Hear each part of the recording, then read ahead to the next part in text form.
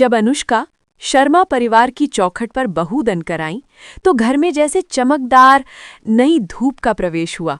उसका खिलखिलाता चेहरा और हर किसी से घुल-मिल जाने का सहज स्वभाव सबको बहुत पसंद आया। विक्रम तो जैसे 7वें आसमान पर था, परंतु घर की मालकिन शारदा देवी का स्वभाव थोड़ा अलग था। वो एक ऐसे युग से थीं जहां बहुएं घर की चार दीवारी में रहकर सिर पर पल्लू रखकर चुपचाप घर के काम निपटाती थी। अनुष्का का ऑफिस जाना, जीन्स कुर्ता पहनना और रात में लैपटॉप पर देर तक काम करना, ये सब उन्हें संस्कारों की कमी जैसा लगता था। शादी के शुरुआती दिन तो खुशियों में बीत गए, लेकिन 1 महीने बाद ही विचारों का टकराव शुरू हो गया।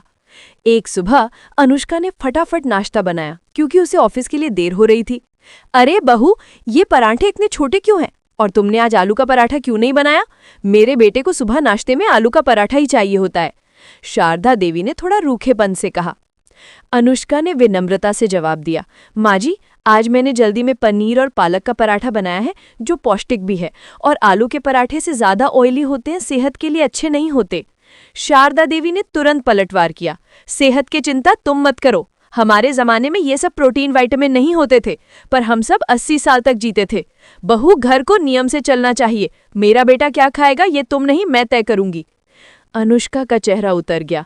उसे लगा कि उसके प्यार भरे प्रयास की कोई कद्र नहीं है, सिर्फ नियमों का डंडा है। समय बीतता गया और छोटी छोटी बातें गलतफहमी की बड़ी दीवार बनती चली गई।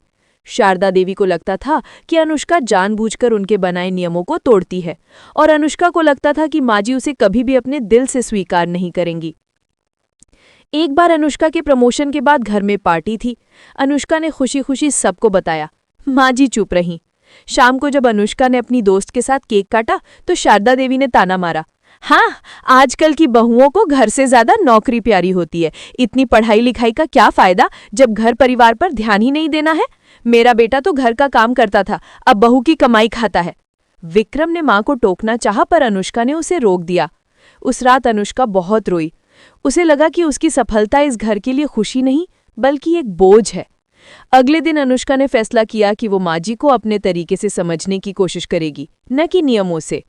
उसने नोटिस किया कि माँ जी को बागवानी का शौक है, लेकिन उनकी पीठ के दर्द के कारण वे ज्यादा काम नहीं कर पाती हैं। शारदा देवी जब सुबह पूजा करके लौटी तो देखा कि अनुष्का ने पिछले 1 घंटे में बगीचे की सारी सूखी पत्तियां हटा दी हैं, पौधों को पानी दिया है और नए गमलों की मिट्टी तैयार कर दी है। अनुष्का मुस्कुराई और बोली, माँ जी ये देखिए, नए गुलाब के पौधे ले आई हूँ, पर इन्हें लगाना तो आप ही जानती हैं, मैं बस आपकी थोड़ी मदद कर रही थी। शारदा देवी ने पहली बार अनुष्का की आंखों में केवल सम्मान और प्यार देखा, कोई चुनौती या बहस नहीं। उनके सख्त चेहरे पर एक हल्की सी मुस्कान आई जो बरसों बाद किसी ने देखी थी। बगीचे में गुलाब के पौधे लगाने की उस सुबह के बाद शारदा देवी और अनुष्का के बीच की तल्खी थोड़ी कम हुई थी, लेकिन पूरी तरह से खत्म नहीं हुई थी। अब सीधा टकराव कम होता था, लेकिन छोटी मोटी बातें मन में दबी रहती थी। अनुष्का ने धीरे धीरे माँ जी के पसंदीदा काम और आदतों पर ध्यान देना शुरू कर दिया। उसे पता चला कि शारदा देवी को पुराने जमाने के लोकगीत बहुत पसंद है और रसोई में वे पारंपरिक मिठाइयाँ बेजोड़ बनाती हैं। एक शाम विक्रम ऑफिस से थका हुआ लौटा। अनुष्का ने उसके लिए फटाफट एक आधुनिक और हेल्दी डिनर तैयार किया। शारदा देवी ने थोड़ा व्यंग्य से कहा, आजकल की भागदौड़ में ऐसी चीज़ों से पेट कहाँ भरता है बहू। मेरा विक्रम तो घर की बनी शुद्ध घी की बेसन की बर्फी खाकर बड़ा हुआ है, उसे ताकत इसी से मिलती है। अनुष्का ने कोई बहस नहीं की। अगली सुबह अनुष्का ने गूगल पर बेसन की बर्फी बनाने की विधि खोज निकाली।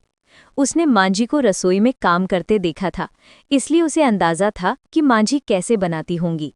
उसने दोपहर में माँ जी के कमरे में जाकर धीरे से कहा, माँ जी, शाम को मेरे ऑफिस के कुछ क्लाइंट्स आ रहे हैं।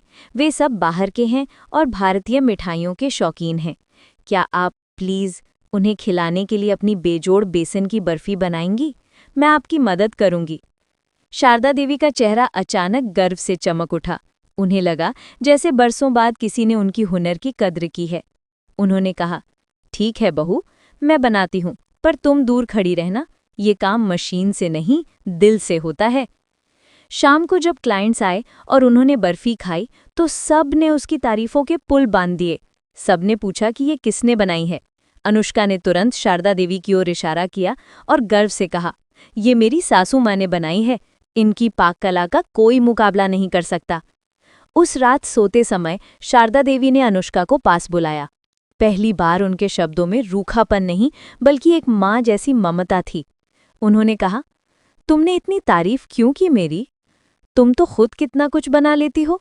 अनुष्का ने कहा, माँ जी, जो चीज़ आप जितनी शिद्दत से बनाती हैं मैं उतनी शिद्दत से नहीं बना सकती, और मुझे कोई शर्म नहीं है ये बताने में कि मेरा घर और परिवार आपकी वजह से ही इतना मीठा और अच्छा है। उस क्षण दोनों के बीच की अदृश्य दीवार टूट गई।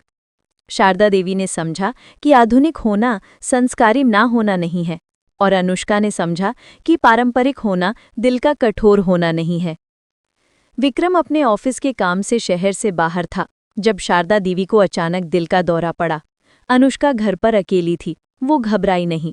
उसने तुरंत एम्बुलेंस को कॉल किया, माँ जी को हिम्मत दी और उन्हें गोद में लेकर कार तक ले गई। अस्पताल में जब डॉक्टर ने कहा कि ऑपरेशन तुरंत करना होगा और कागजात पर साइन करने होंगे, तब अनुष्का ने अकेले ही सारी औपचारिकताएं निभाईं। उसने विक्रम को सारी जानकारी दी और उसे शांत रहने को कहा। पूरी रात वो अस्पताल में रही, माँ जी के पास बैठी रही, उनके हाथ को थामे रही। उसने अपनी नौकरी की चिंता नहीं की, सिर्फ परिवार की चिंता की। अगले दिन जब विक्रम भागा भागा अस्पताल पहुंचा तो उसने देखा कि अनुष्का थकी हुई है, पर माँ जी के पास बैठी गीता पढ़ रही है। ऑपरेशन सफल रहा। होश में आने के बाद माँ जी ने सबसे पहले अनुष्का का हाथ पकड़ा। उनकी आंखों में असीम कृतज्ञता थी। अनुष्का, उन्होंने धीरे से कहा, अगर तुम ना होती तो। अनुष्का ने उन्हें बोलने नहीं दिया। माँ जी, आप मेरी माँ हैं। मैंने वही किया जो एक बेटी करती है। इस घटना ने उनके रिश्ते को सोने की तरह खरा कर दिया। शारदा देवी ने देखा कि जिस बहू को वो संस्कारहीन समझती थी, उसी बहू ने बिना किसी स्वार्थ के अपनी जान जोखिम में डालकर उनका ख्याल रखा। उन्होंने समझा कि संस्कार कपड़ों या नियमों में नहीं, बल्कि मुश्किल वक्त में निभाए गए फर्ज में होते हैं। अस्पताल से घर आने के बाद शारदा देवी पूरी तरह बदल चुकी थीं। एक शाम जब अनुष्का ऑफिस से लौटी और रसोई में जाने लगी तो शारदा देवी ने उसे रोक लिया। अरे बहू, तुम आज बहुत थकी हुई लग रही हो। आज तुम आराम करो, मैंने डिनर बना दिया है। अनुष्का की आंखें भर आईं। उसने कहा, माँ जी, आप थक जाएंगी। शारदा देवी ने प्यार से उसके माथे को छुआ। अब से हम दोनों मिलकर काम करेंगे। और हाँ, तुमने अपनी नौकरी क्यों छोड़ी? मुझे किसी ने बताया कि तुम छुट्टी लेकर बैठी हो। अनुष्का ने कहा, हाँ माँ जी, अभी कुछ दिन आपकी देखभाल के लिए। शारदा देवी ने सख्ती से कहा, नहीं, कल से तुम ऑफिस जाओगी। अपनी मेहनत से मिली सफलता को क्यों छोड़ना? तुम अपनी जगह से ही हो और मैं अपनी जगह। अब हमें एक दूसरे को नीचा नहीं दिखाना, बल्कि एक दूसरे का सहारा बनना है। तुम बाहर की दुनिया संभालो, मैं घर की नींव को मजबूत रखती हूँ। अनुष्का ने माँ जी को गले लगा लिया। ये गले मिलना सिर्फ दो व्यक्तियों का नहीं, बल्कि दो पीढ़ियों के विचारों का सामंजस्य था। उस दिन से शारदा देवी ने अनुष्का के ऑफिस जाने पर कभी टोका नहीं, बल्कि उसकी सफलता पर गर्व किया।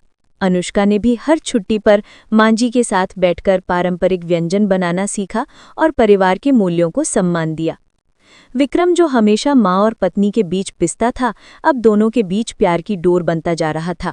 उसका घर अब झगड़े का मैदान नहीं, बल्कि दो खूबसूरत विचारों का संगम था।